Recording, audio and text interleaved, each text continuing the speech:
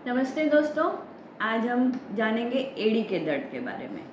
बहुत common symptom है, बहुत सारे पेशेंट्स हमारे पास एक कंप्लेंट लेके आते हैं। तो आज हम यही एक कॉमन टॉपिक को डिस्कस करेंगे, इसके एड़ी के दर्द के कारण क्या होते हैं और उसका इलाज क्या होता है। एड़ी का जो दर्द है ये ज़्यादा करके जो मैंने देखा है फीमेल्स में ज़्यादा होता है। मतलब 10 पेशेंट अगर हम देखें तो 9 उसमें से फीमेल्स होंगी, एक किसी मेल को होगा। और इसके जो मेन कारण होते हैं, 3-4 जो मेन कारण होते हैं, जिसको हम पहला कहते हैं प्लांटर फेशियाइटिस, दूसरा होता है टेंडिनोपैथी या एक्टिलिस टेंडिनोपैथी जिसे कहते हैं, आर्थराइटिस गठियावाद जो है कॉमनली, जिसमें एड़ी का दर्द हो सकता है। कभी कभी नर्व्स के कारण भी एड़ी में दर्द होता है, कोई नस दब जाती है कमर से या पैर के पास में कोई नस दब रही होती तो उसके कारण भी एड़ी का दर्द हो सकता है। और कोई चोट लगी हो, फ्रैक्चर हो तो एड़ी में दर्द आ ही सकता है। तो आज हम कॉमन इन टॉपिक्स के बारे में बात करें। सबसे कॉमन है प्लांटर फेशियाइटिस। प्लांटर फेशियाइटिस क्या होता है, प्लांटर फेशिया क्या होता है? तो जो पैर के तलवे होते हैं वहाँ पे एड़ी के पास की जो हड्डी होती है वहाँ से एक फेशिया निकलता है जो पूरे पैर को कवर करते हुए उंगलियों तक, पैर की उंगलियों तक जाता है। और कभी कभी इस फाशिया में, ये जो समझो कि एक चादर है हमारी, गादी है, जो चादर है इसमें सूजन आ जाती है और इसको हम कहते हैं प्लांटर फेशियाइटिस। और इस सूजन का जो मोस्ट कॉमन कारण होता है, एक तो कई बार जैसे हमारे पैरों में एक आर्च होता है। अगर आप देखें तो हम दिवाली के टाइम पे लक्ष्मी जी के पाँव बनाते हैं। लक्ष्मी जी के पाँव कैसे होते हैं? थोड़े कर्व होते हैं, हम पूरा ऐसा नहीं बनाते। तो पाँव का आर्च होता है, पूरा पाँव ज़मीन में टच नहीं करता है, तो पाँव का आर्च होता है, ऐसा रहता है। पर किसी किसी में ये आर्च जो है वो सपाट हो जाता है, उसके कारण पूरा वेट जो है ये पैर की चादर पे पड़ता है और वो खास करके एड़ी में शुरू होता है, इसलिए एड़ी में ज़्यादा दर्द उसका महसूस होता है। दूसरा कारण होता है वेट गेन।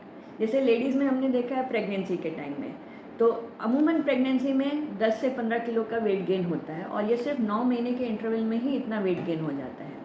और इसके अलावा भी कोई और कारण से भी अगर वेट गेन ज़्यादा हो रहा है तो भी पैर के पंजों पे प्रेशर ज़्यादा पड़ता है और इनडायरेक्टली फिर चादर पे प्रेशर पड़ता है और वो पूरा दर्द एड़ी के से शुरू होता है।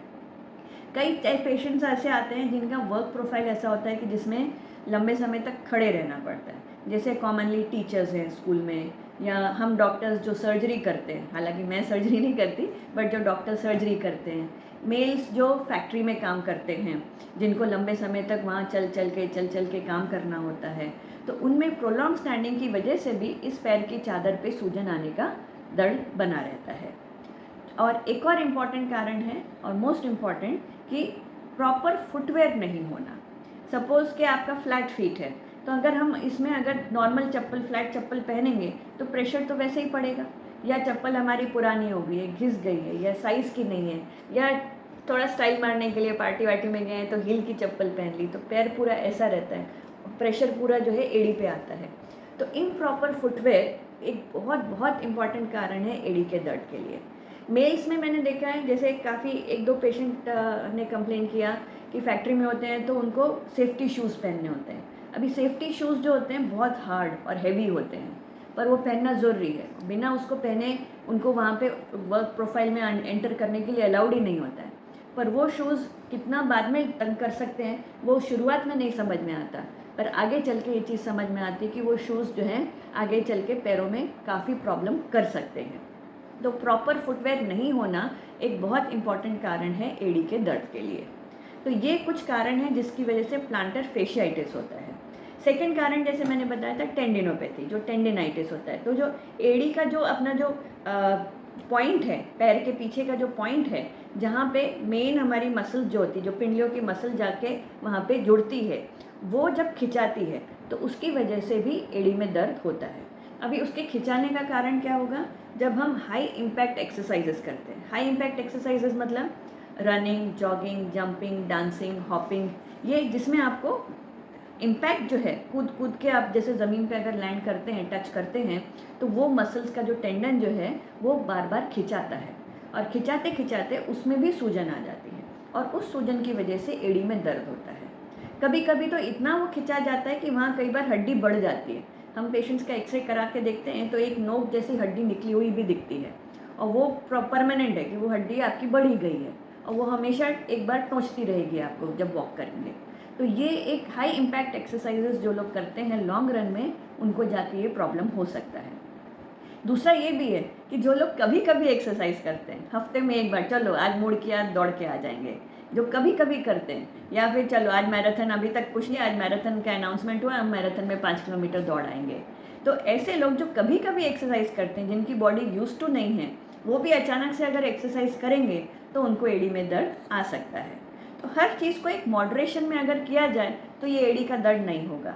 प्रॉपर फुटवेयर के साथ करेंगे तो ये एड़ी का दर्द नहीं होगा, पर इन चीज़ों का ध्यान नहीं देंगे तो ये दर्द कॉमनली आपको इफेक्ट कर सकता है। आर्थराइटिस के पेशेंट्स हैं, अगर एंकल जॉइंट इन्वॉल्व है तो एड़ी पे भी उसका इफेक्ट आता ही है, उसमें दर्द सूजन सब दिखेगा हमको।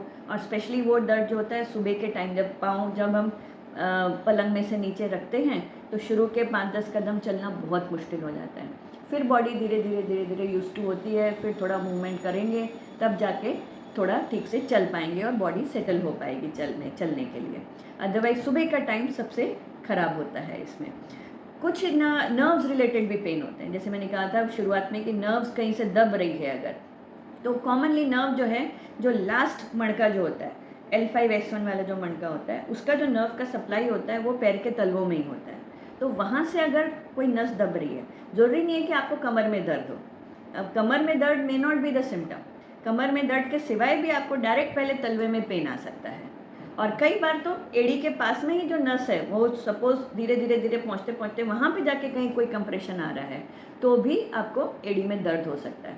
इसमें पेशेंट्स क्या बोलेंगे कि जूता पहनो और तुरंत सरसराहट सी हो जाती है पाँव में, पैर जैसे ज़मीन पे रख ही नहीं सकते, या फिर कभी किसी को तो इतना अगर नर्स दब रही है तो बैलेंस बिगड़ने का भी डर लगता है कि कहीं गिर ना जाए, सपोर्ट लेके चलना पड़ता है। फिर धीरे पैर जमा के अगर चलेंगे तब जाके सही से चल पाएंगे। तो ये कुछ लक्षण ऐसे होते हैं जिसको हमको ध्यान में रखना है। अगर पेशेंट से हम पूछ रहे हैं कि तलवे में दर्द है तो कब दर्द हो रहा है, किस टाइम पे होता है, ये आप लोग की भी जानकारी के लिए इसलिए बता रही हूँ ताकि आप डॉक्टर को सटीक इन्फॉर्मेशन दे पाएँ। आप खुद ऑब्जर्व करें, अगर आपको ये प्रॉब्लम है तो आप इन सब सिम्टम्स जो मैंने बताए, जो कारण बताए, आप खुद जान पाएंगे कि आपका दर्द अगर एड़ी में है तो किस कारण से हो रहा होगा। लास्ट, ट्रॉमा, फ्रैक्चर, ये तो किसी को भी हो सकता है। ये कभी अगर आपकी बोन्स वीक हैं, आपने कैल्शियम विटामिन D3 अगर कम लिया हो, जो मैंने अपने पिछले वीडियोस में सब बताया, उस वीडियो का भी लिंक मैं इस वीडियो के साथ जोड़ दूंगी कि कैल्शियम और विटामिन D3 बराबर मात्रा में लेना कितना ज़रूरी है।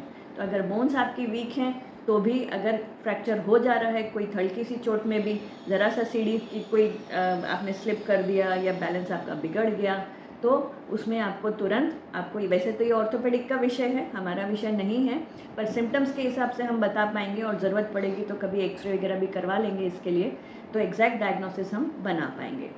अब अगर इसकी ट्रीटमेंट की हम बात करें, अगर आपने कारण समझ लिया हो तो ट्रीटमेंट इज़ वेरी इजी।